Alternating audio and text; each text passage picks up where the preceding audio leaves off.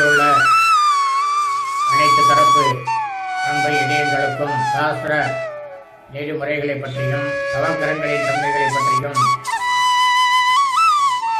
கடந்த 1.5 வருட காலமாக தாங்கள் அனைவருக்கும் பதிவிட்டு வருகின்றேன். இன்றைய தினம் ஒரு குழந்தையானது ஜனனம் இந்த பூமியில் எடுத்ததுதான் யார் யாருக்கெல்லாம் விருத்தி, எத்தனை நாள் விருத்தி, விருத்தினா தீட்டு, மரணம் அடைந்தால் எத்தனை நாள் விருத்தி, அது எத்தனை நாள் தீட்டு, யார் யாரெல்லாம் மதிச்சா எத்தனை நாள், எவ்வளவு நாள் என்றதெல்லாம் இன்றைக்கு தாங்கள் அனைவருக்கும் ஒவ்வொன்றாக கூறியிருக்கிறேன். அதாவது ஒரு ஸ்திரீயானவள், பெண்ணானவள் கர்ப்பமடைந்து குழந்தையானது பிறக்கிறது என்றால் அந்த குழந்தையின் தகப்பனாருக்கும் அந்த குழந்தையின் தகப்பனார் வழி பாட்டனார் பாட்டி அவர்களுக்கும்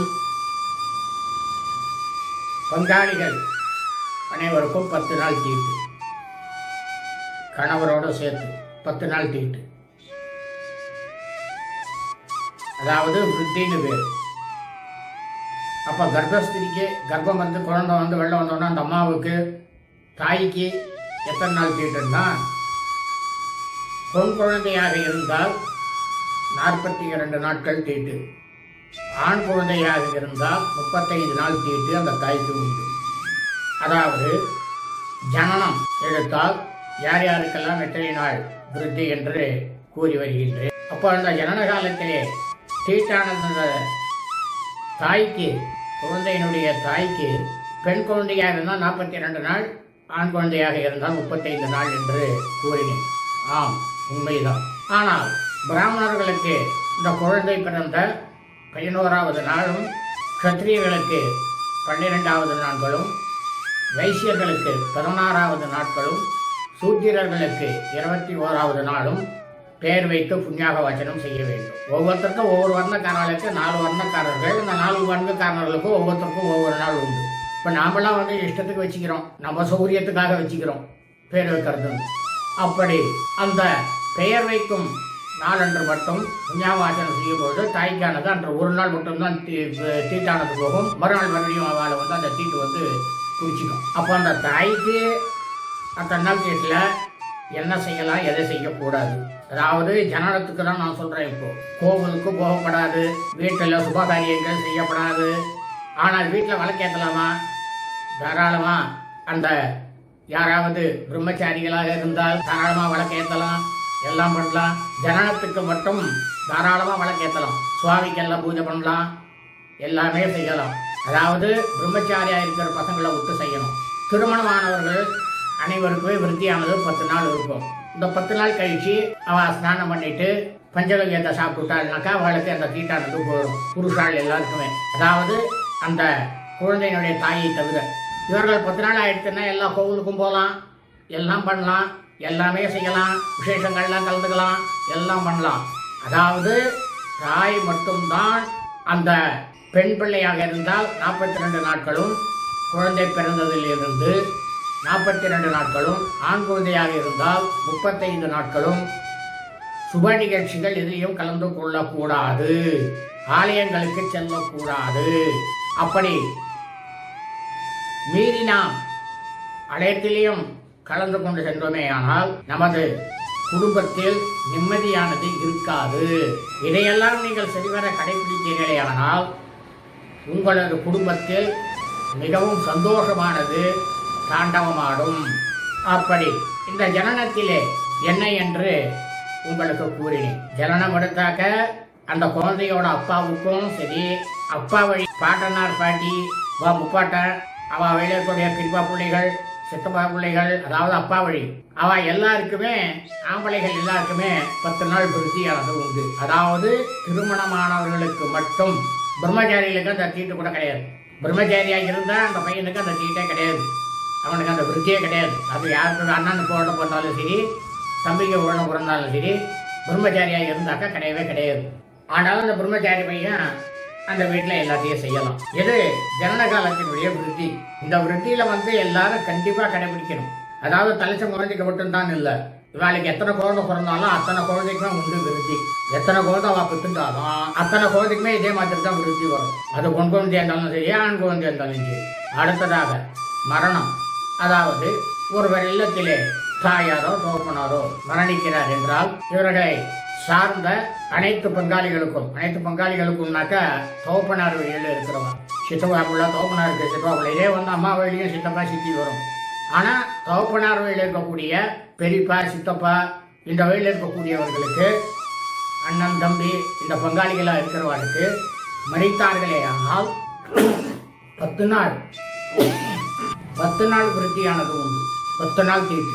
இந்த 10 நாள் தீட்டு பிரம்மச்சாரியா இருந்தா உண்டா? மரணத்திலையும் அவருக்கு கிடையாது. ஆனால் ஒரு சிசுவானது தாயுடைய கர்ப்பத்திலேயே மரித்து போகுமே ஆனால், இறந்து விட்டால், அப்பொழுதும் அந்த தகப்பனாருடைய பாட்டனார் அவருடைய பங்காளிகள் அனைவருக்குமே 10 நாள் தீட்டானது கண்டிப்பாக உண்டு. அதாவது கர்ப்பத்தில் இருக்கும் பொழுதே குழந்தை வந்து பூமிக்கு வராம இல்ல உள்ளே கர்ப்பத்திலேயே இறந்தாலும், பூமிக்கு வெளியே வந்து இறந்தாலும், சிசுவானது இறந்தாலும் 10 நாள் தீட்டானது உண்டு திருமணமானவர்களுக்கு, பங்காளிகள் அனைவருக்குமே.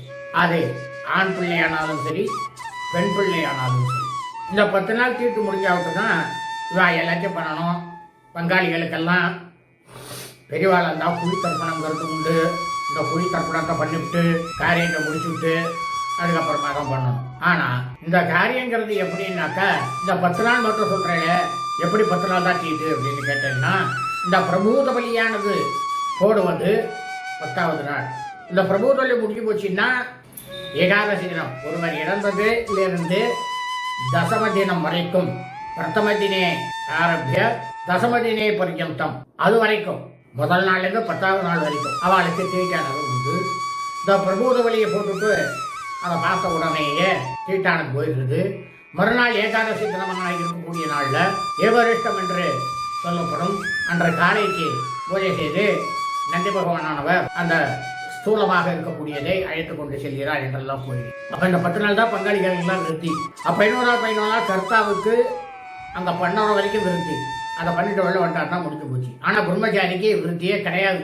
பங்காளிகள் யார் போனாலும் பிரம்மச்சாரிக்கு விருத்தி கிடையாது. தாயார் தோப்பனார் போனால் பிரம்மச்சாரி பண்ணி வைத்தால் அவருக்கு அந்த காரியம் பண்ணும்போது மட்டும்தான் தீட்டு தவிர, அந்த காரியத்தை முடிச்சுட்டு வெளில வந்து ஸ்நானம் பண்ணிட்டாருன்னா வேலை முடிஞ்சு போச்சு, தீட்டு கிடையாது. காரியம் பண்ணுறாங்க 1 மணி நேரம் 2 மணி நேரம் மட்டும். அப்படி அனைவருக்குமே 12வது நாள் தான் பண்ண வேண்டும். எல்லாரும் வந்து 15 நாள் வச்சுட்டு 16 நாள் பண்ணுறோம், 17 இப்படின்றலாம் எல்லாம் சொல்கிறா. அதெல்லாம் சாஸ்திரத்தை சொல்லவே இல்லை. முதல்ல சாஸ்திரம் என்ன சொல்றதுன்னா, எல்லாருக்கும் 3 நாள் பொது சாஸ்திரம். மீண்டும் மீண்டும் சொல்கின்றேன், பிராமணர்களுக்கென்றோ, சத்திரியர்களுக்கென்றோ, வைசியர்களுக்கென்றோ, சூத்திரர்களுக்கென்றோ ஒவ்வொருத்தருக்கும் ஒவ்வொரு சாஸ்திரம் கிடையாது. நாட்களில் வேணாலும் மாறுபடலாம். ஜனன நாட்களில் பேர் வைக்கிறதுக்கு மட்டும்தான் மாறுபடும். மற்றது எல்லாம் ஒரே இதுதான், சாஸ்திரம் தான். 12வது நாள் தான் அனைத்து தரப்பு எல்லா விதமான மாநில பிரிவுகளும் 12வது நாள் தான் பித்ருலோகத்துக்கு ஸ்தூல ரூபமாக போகிறேன். அதனால தான் அதை சபிண்டீகரணம்னு சொல்கிறது. அதுக்கு மறுநாள் 13வது நாள் கண்டிப்பாக வீட்டில் புண்ணியாசனம் செய்து நவகிரகோமம் செய்ய வேண்டும். அது கண்டிப்பாக செஞ்சு தான் ஆகணும். ஏன்னா மேற்கொண்டு நம்ம வீட்டில் ஏதாவது சுப விசேஷங்கள் நடக்கிறதுனால அதை செய்யணும். அப்படி அதாவது 7 வயசுக்கு உள்ளே இருக்கிற ஆண் பிள்ளைகளாக இருந்தால் அதுக்குள்ள அவருக்கு உபநயனம் ஆகினாலும் சரி, உபநயனம் ஆகவில்லை என்றாலும் சரி, 7 வயதிற்கு மேல் இருக்க பாலகன் மரணம் அடைந்து விட்டானேயானால் தயாரிகளுக்கு, அதாவது பங்காளிகளுக்கு, தயாரிகள்னா பங்காளிகள் அனைவருக்குமே 10 நாள் தீட்டானது உண்டு. பிரம்மச்சாரியா போனாலும் ஆண் குழந்தையாக இருந்தால், பெண்ணாக இருந்தால் கிடையாது. நன்றாக புரிந்து கொள்ளுங்கள், பெண் பிள்ளைக்கு கிடையாது. ஆனால் ஆண் பிள்ளையாக இருந்தால்தான் அனைத்து தீட்டுமே. அதாவது கர்ப்பத்துல ஆண் குழந்தைன்னு தெரிஞ்சு ஆண் குழந்தை வந்து கர்ப்பத்திலே போயிடுது, இல்லை வெளில வந்த சிசுவானது ஆணா இருந்து போயிடுது அப்படின்னா தான் 10 நாள் தீட்டு. அதே பொண்ணா இருந்தால் ஒரு தீட்டும் கிடையாது. இதே வெறும் மகளாக இருந்தால் 3 நாள் தீட்டு, மகள் மரித்தால் 3 நாள் தீட்டு.